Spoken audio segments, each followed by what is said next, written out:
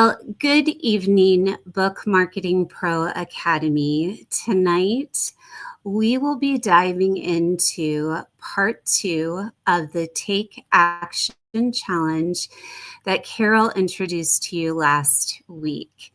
Tonight, our focus is going to be a little bit different, but definitely build from what we've already explored over the last week in the Facebook group. And that is, where is our sweet spot? Carol already masterfully took you through how to kind of take inventory and take account of where your presence exists in certain marketing channels or on platforms that you already have established. Tonight, what we'll do is just kind of take it that step further by really moving from inventory to intention. So what I mean by that is we'll kind of ask the question together. Now that I know where the spaces are that I have right now that I can take account of, where then can I focus on so that I'm making the most of my marketing efforts, which really brings us to the big idea for this evening. And it's actually kind of simple.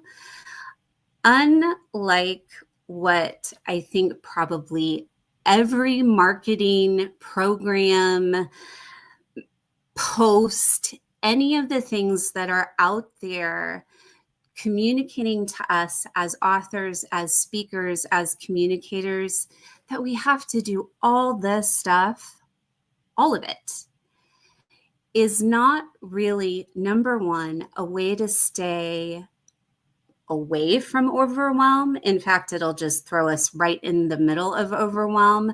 But it's really not, I think, moving forward in a way that is wise.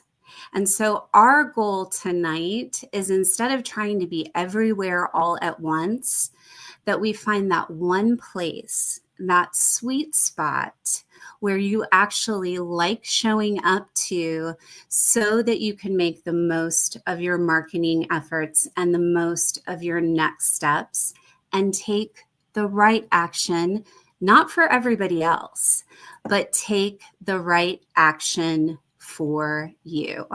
That was a very long way to say this. You don't have to be everywhere. You just have to show up meaningfully somewhere. So let me say that one more time, just for good measure.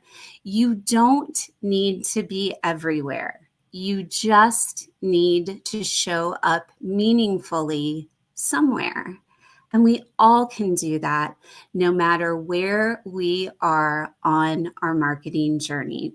So, how do we figure out what this sweet spot looks like? We do it by asking ourselves some questions in 3 parts. And hopefully tonight, I will not have the excitement of my last training where I ended up, I think the whole slideshow went away. But if that happens, we'll find our way back.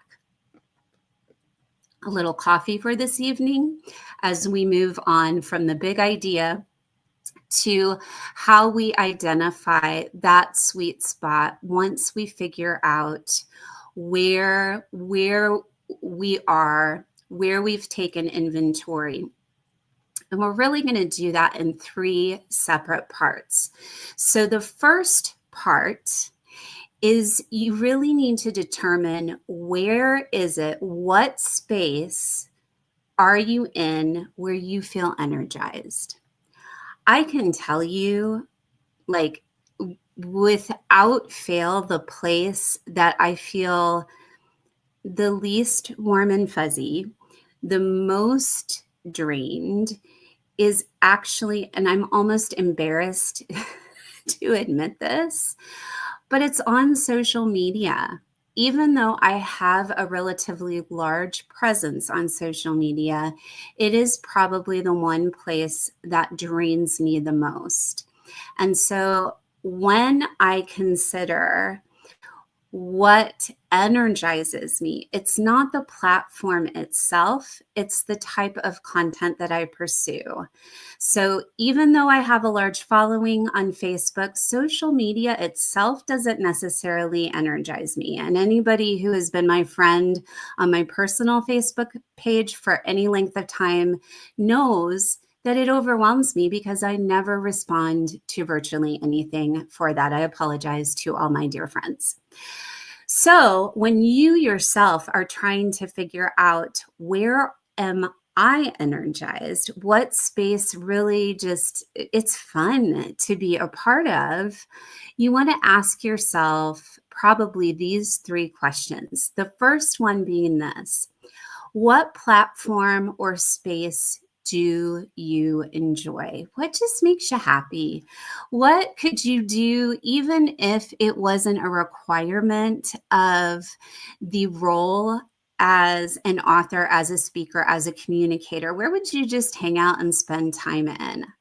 Quite frankly, I love content creation. And so even though I may not like all the posting and all the things about social media, I do love creating content. And so and you're going to see where that comes into play later. But that's a space I enjoy. I just love it. And so, really, any platform that utilizes that type of creative outlet, I can find a space and create a space for myself that I enjoy. The second question is, what doesn't feel like a chore? If it makes you want to poke your eyeballs out, it is probably not the space. It is probably not the spot for you. The third question here is, what aligns with your natural communication style? And I think this is really important in several ways. For many of us who are communicators, we have a type of communication that we excel in, that maybe we gravitate towards. There are a lot of us who started out as speakers that then became writers, and there are a lot of us who started as writers but then also had to be speakers. If the thought of public speaking feels laborious and like a chore, then the platform that engages lives, the platform that engages video, is probably not going to be one that is your sweet spot. You're going to gravitate towards those platforms where you can write and use your gifting, blogs, email newsletters, even to some extent microblogging on social media platforms.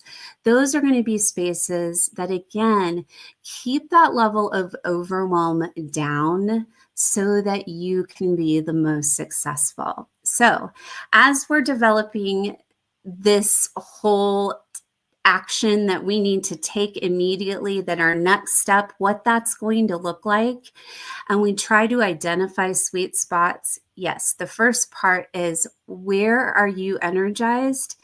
The second part of this is, where does your audience engage? So you're wanting to look towards the places where you see a lot of engagement from your audience.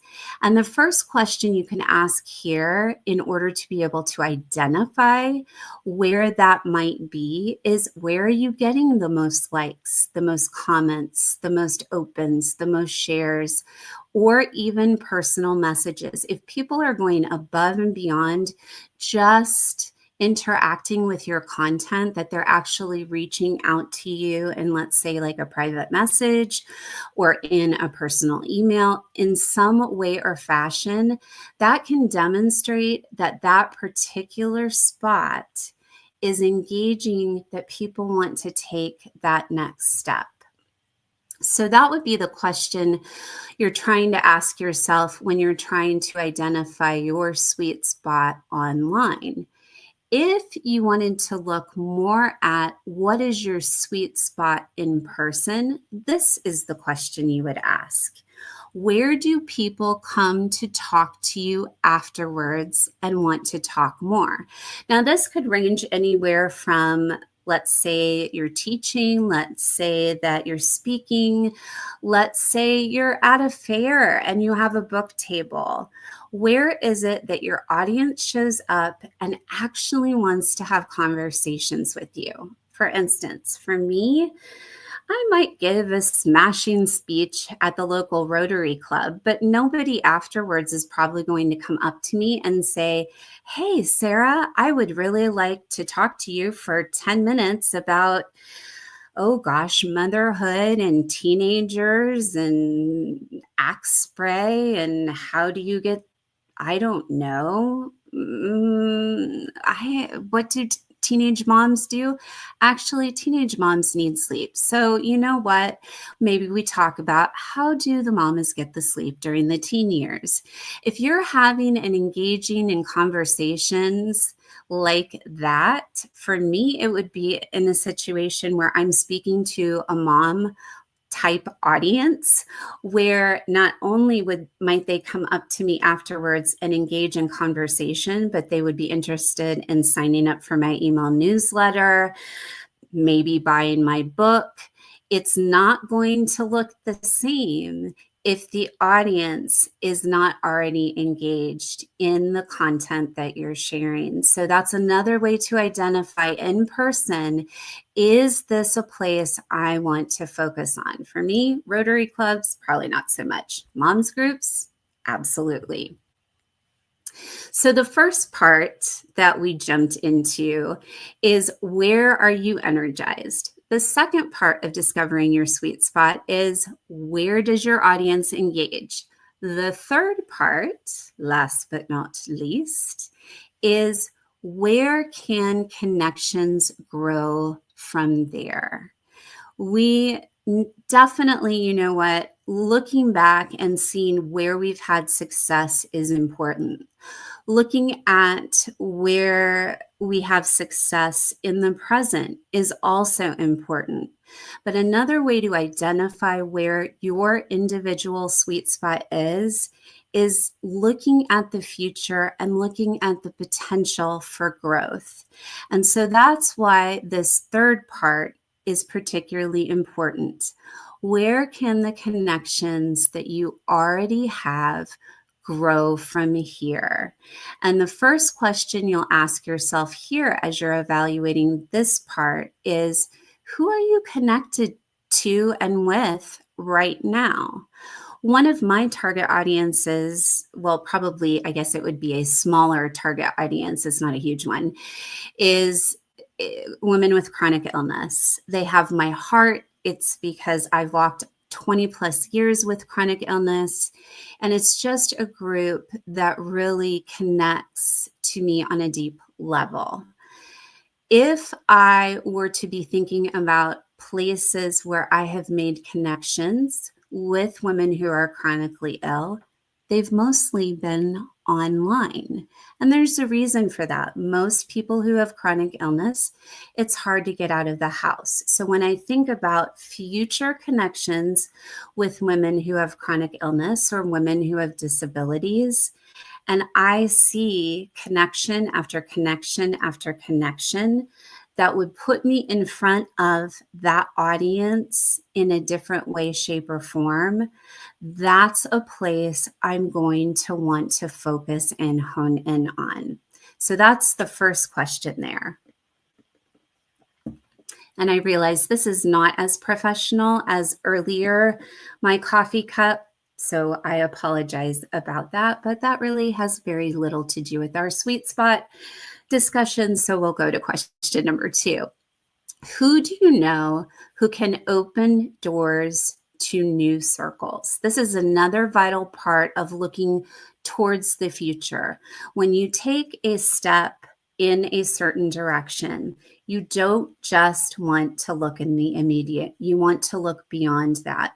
So if your platform and if the different spaces that you are in, you can identify pretty clearly how you can expand that reach into places that you would like to go moving forward, then you're probably dealing with the spot you belong in for your next step.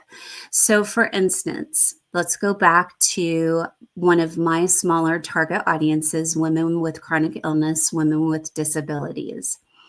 I know many folks who have contacts with organizations that specifically serve people with disabilities. I haven't walked through those doors because I haven't felt God calling me there yet, but I know that those doors exist for me online. So when I'm thinking forward, when I do any type of strategic marketing, I need to really consider where those open doors are going to be so that whatever next step I take is effective and efficient. So, we've talked about this little three-part process. It's pretty simple. It's just taking account, again, almost like another inventory, but an inventory with intention. So you can figure out where is the space I want to be when I take my next step. But just as those three parts are really, really important, it's also important, I think, to understand the nuance underneath some of the terminology that we've used for these three parts. And that first piece of nuance is with understanding engagement. What does that really look like? What does that really mean? So that when we're asking ourselves, not us, we're asking ourselves the question, where does our audience engage? We actually know what we need to be looking for. And on the slides, I love the the little subtopic or subtitle. It's not just likes. I think oftentimes when we hear, especially on social media or online, we think of those numbers. That's what speaks to us, I think, and almost gives us this kind of false sense of security that we're connecting with people in a way that, number one, is going to move the needle for us marketing wise, but also is going to put us in front of the people that are ultimately going to buy and purchase our book. So understanding what engagement is, understanding what it actually means, is going to give you a better handle on that part of finding your sweet spot where you're trying to determine, where is my audience engaging? First, you need to kind of understand what that looks like. And so we're going to take a look at that here. Again, not just about likes. These are the things that you're probably going to want to look for when assessing, is this a space? Is this a sweet spot? Because I can see some of these things happening. So, mentioned this earlier. If people online, so on social media, are messaging you person to person, asking you to speak, asking you about your book, asking if they can help you promote your book, or if there's something that they can do, or maybe they have, who knows, Sister Sally Sue, who has a bookstore that loves titles just like yours. Those are going to be assigned to you beyond the amount of likes on your content that says, okay, people are engaging with me. Sometimes that's what makes this piece really hard, because we see numbers as kind of being the same across the board, but we don't then go a little bit deeper and really explore that nuance that will help us identify if it is in fact a sweet spot. Second thing that you can look at, forwarded emails. If we're talking about an email campaign, newsletter, blog, if you will, things where people are sharing the content, saying that this is valuable, this has weight, this has meaning beyond just arriving in my inbox. That's going to probably indicate to you that this is a place, all things being equal, where engagement is higher than some other areas.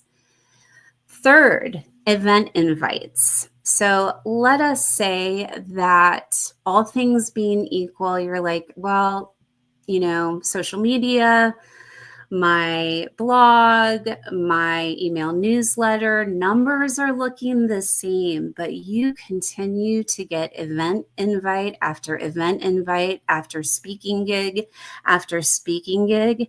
That communicates to you that you're seeing engagement, you're seeing movement, you're seeing people say your words, your message is a value. And so if that is the case, then that's your sweet spot. That's where you start.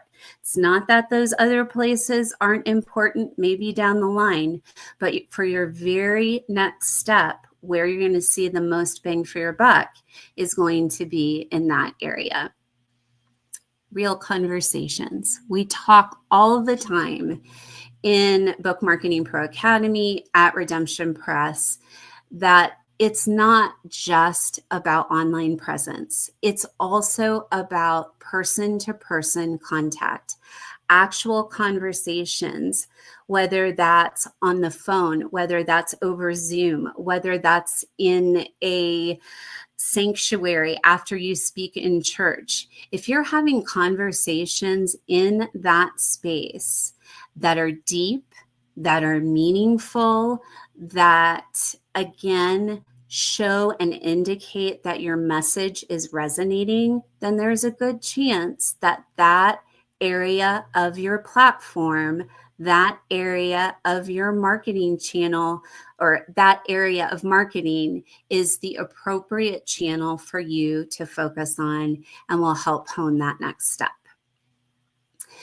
Last but not least, when we're looking at engagement and looking at the signs of healthy and robust engagement recommendations, if people are sharing online, if people are sharing in person, if people are recommending you as a speaker, that indicates that you have strong engagement. So again, as you're kind of assessing where is my sweet spot, and you're looking at that second part of the process where you're trying to determine where your audience is engaging, this is the list to look beyond the likes. This is where to find the nuance. This is where you examine all these things to help you really make sure you know where your sweet spot is.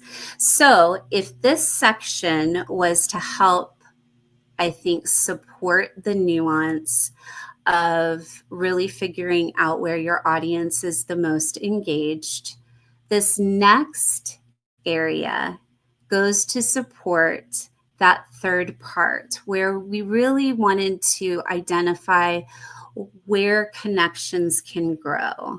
So if we're going to really understand that part of your sweet spot, there may be some nuance here that you need to really dig into and probably consider if you want to guarantee that you have found that sweet spot from which you can take that next step marketing wise.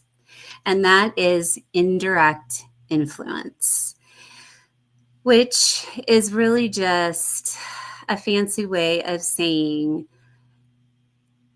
I know this person, but I know they influence this person.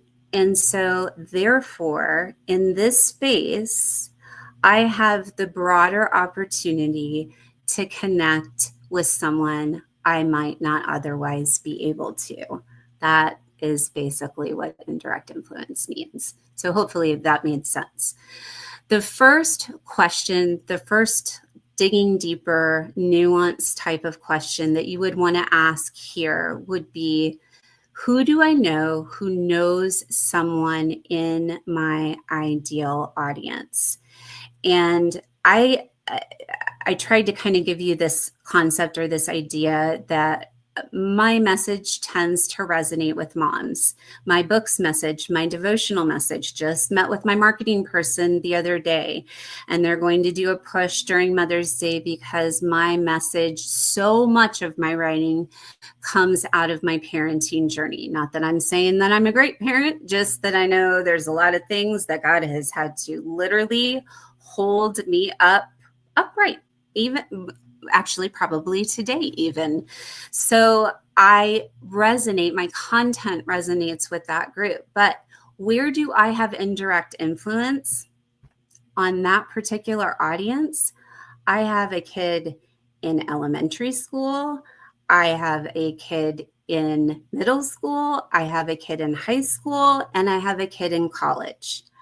I have a ready audience, ready connection in 4 different phases of motherhood that I could go to that I know have broader connections in those specific areas. Now, where do I connect with them the most? It's not on Facebook, because I already told you I stink at Facebook when it comes to actual personal connections. It's more in those organic person to person, even writing, even my content that okay, so maybe it's not my personal Facebook, but when it comes to like the content that I create to market my book, sometimes that is a connective piece that I'm able to use that then really kind of causes that chain event that says, well, you live in this space. I want to dig deeper, go stronger marketing wise in this particular area. I need to find my sweet spot that really keys into that. The second thing that you want to do here to really identify nuance in this area of potential for the future with the sweet spot that you're choosing is really thinking outside of your own platform. So not that it doesn't exist, like the connection doesn't exist within your platform, but you're actually thinking about spaces outside of it. So friends with podcasts, church leaders that you can easily connect to and with through that specific sweet spot or that specific marketing action, local business owners, someone in PR, social media, or in publishing.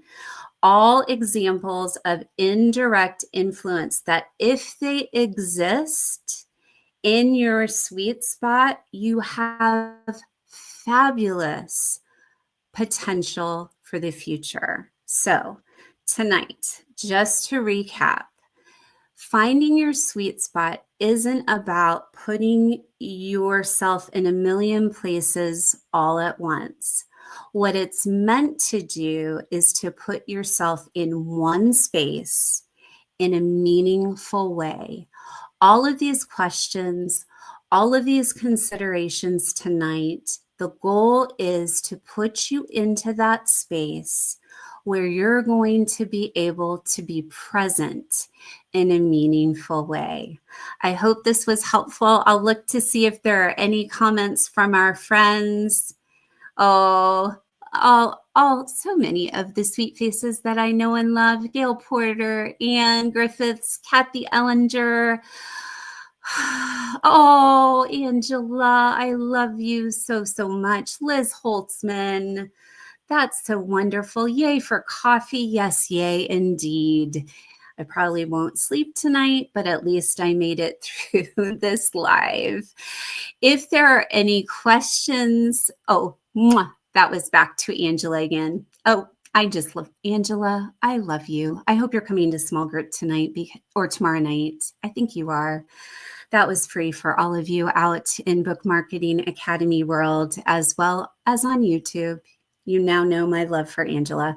But thank you so much for joining us this evening. Tomorrow, back here on YouTube, we will be talking about well, we'll be talking about what we spoke on tonight, except we are going to be bringing on live and in person Brian Douglas, who is an author that is getting ready to go through the publication process step by step.